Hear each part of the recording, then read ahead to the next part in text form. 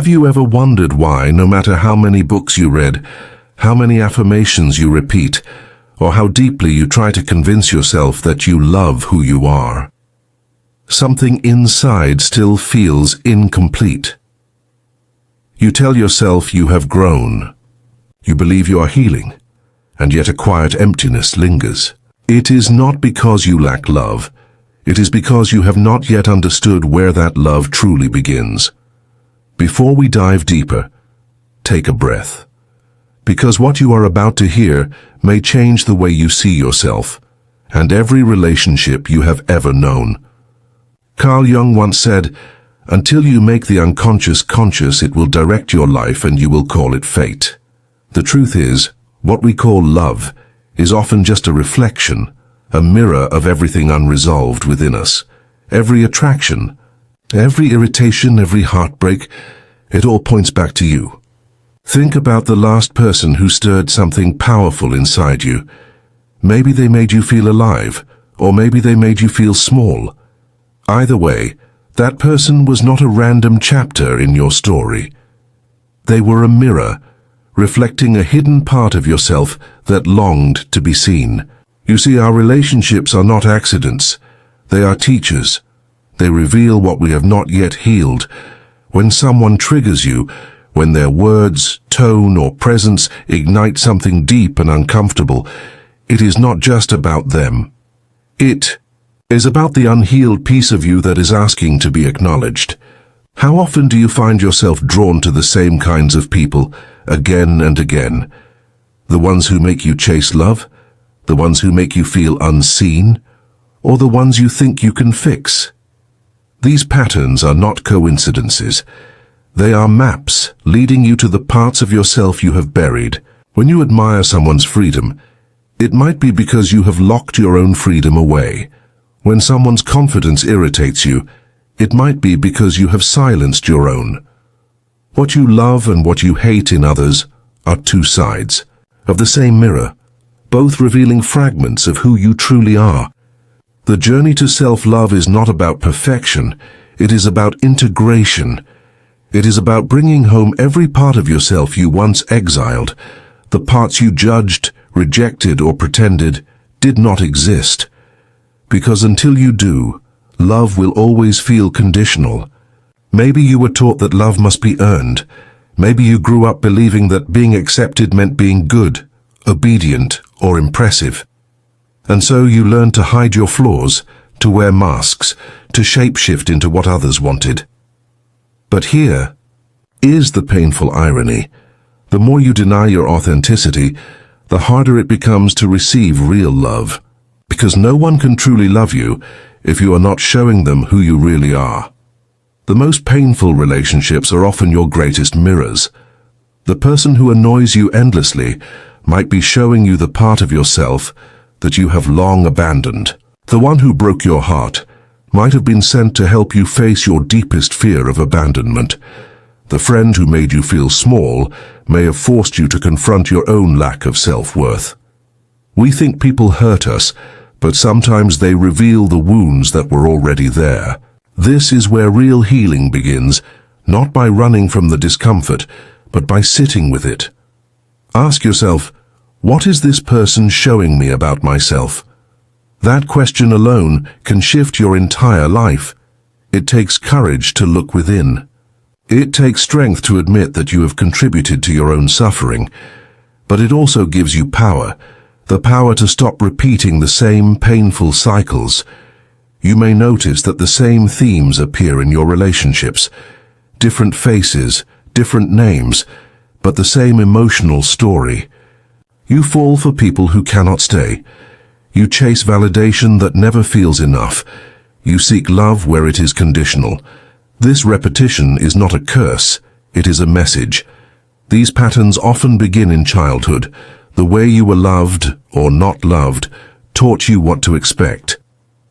If love was inconsistent, you learned to cling. If love was harsh, you learned to please. If love was absent, you learned to chase. As adults, we call this chemistry. But what it really is familiarity. The nervous system confuses what is familiar with what is safe. That is why you can feel drawn to someone who hurts you, or uneasy with someone who treats you gently. The familiar pain feels comfortable even though it is destroying you. So, how do you break the pattern? Awareness, compassion, responsibility. Awareness helps you recognize the cycle. Compassion allows you to face it without shame. Responsibility empowers you to choose differently. Every trigger is a teacher. When someone makes you feel inferior, do not rush to blame them. Ask, what belief within me made their words cut so deep? When you feel jealous, ask, what desire am I suppressing? When you feel rejected, ask, what part of me have I rejected first? Healing is not about denying emotion. It is about understanding it. Write to the parts of yourself you have hidden. Speak to your shadow. Tell it, I see you, I understand why you exist. I am ready to bring you home. The parts of you that sabotage love are the same parts that once protected you from pain. They were born out of fear, but they can be transformed through awareness. Integration is not instant. It is a process of noticing your patterns, choosing differently, and forgiving yourself each time you stumble. Maybe you have always fallen for emotionally distant people. Maybe you lose yourself in relationships, forgetting your own needs. Or maybe you fear commitment because closeness feels unsafe. These are not random traits. They are emotional imprints from your past. But you can change the imprint. Begin by creating new experiences. Set boundaries that honor your worth. Learn to stay when love is calm, even if your mind whispers that it feels boring. Learn to walk away when love is chaos, even if your heart says it feels passionate. When you choose peace over pattern, your nervous system begins to heal. Love from wholeness feels different. It is not desperate, it does not beg, and it does not chase. It stands tall, it shares, it grows, it gives, but it does not depend. When you love yourself fully, you stop looking for completion in others.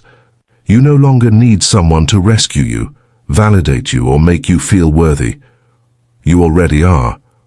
And when you live from that truth, your relationships transform. People who once triggered you lose their power. Situations that used to cause anxiety begin to calm. The energy that once sought love turns into an energy that radiates love. True love does not begin when two halves meet. It begins when two wholes choose to grow together. Ask yourself, what if love was never meant to complete you, but to reveal you? What if every heartbreak was not punishment but preparation? What if the person you have been waiting for has always been you? Love is not something to be found. It is something to be remembered. You have always been love itself, buried under layers of fear, shame, and doubt. The work is not to seek it, but to uncover it, to return to what you already are. When you finally stop searching for love outside yourself, an extraordinary shift happens. You begin to attract people who reflect your wholeness, not your wounds. Your relationships stop being places of pain and become places of growth. You no longer chase love, you create it, and in that creation you understand something sacred. Love is not possession, it is reflection. Love is not control, it is expansion. Love is not dependency, it is freedom. Yes, love can still hurt, it can still test you, but even in pain, it teaches you how to see yourself more clearly. It shows you where you are still clinging, where you are still afraid, where you are still hiding. Every argument, every disappointment, every unmet expectation, it is all an invitation to evolve. When you realize this, love becomes a path of awakening. Every time you say, "This is happening to me," pause and reframe it. This is happening for me. The most courageous act you will ever perform is learning to love yourself as you are, without conditions, without waiting, without needing someone else to prove you are enough. Imagine speaking to yourself as you would to a child you deeply care for.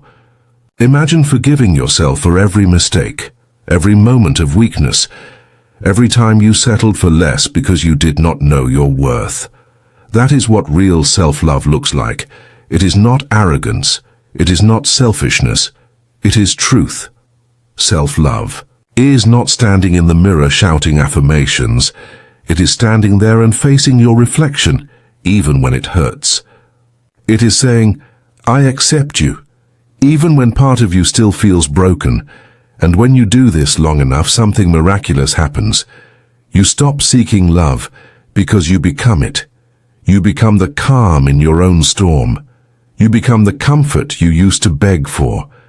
You become the presence you once searched for in others. Then, and only then, can you love another human being without losing yourself. Then love is no longer a need, it is an offering. Remember, what you reject within yourself becomes what you fight in others. What you embrace within yourself becomes what you share with others. So take a moment. Reflect. Who have you been blaming for your pain? What patterns have you been calling fate? What lessons keep repeating in your relationships? The truth is, simple yet profound. The love you seek will not appear until you become the love you seek. Because love is not a destination waiting at the end of your journey. It is the path itself. It begins when you stop running, when you sit still, when you turn inward. You are not unworthy of love. You have simply been looking in the wrong direction. And when you finally see that, your entire world changes. If this message touched something inside you, share it with someone who needs to hear it. Let this be the reminder that love is not out there.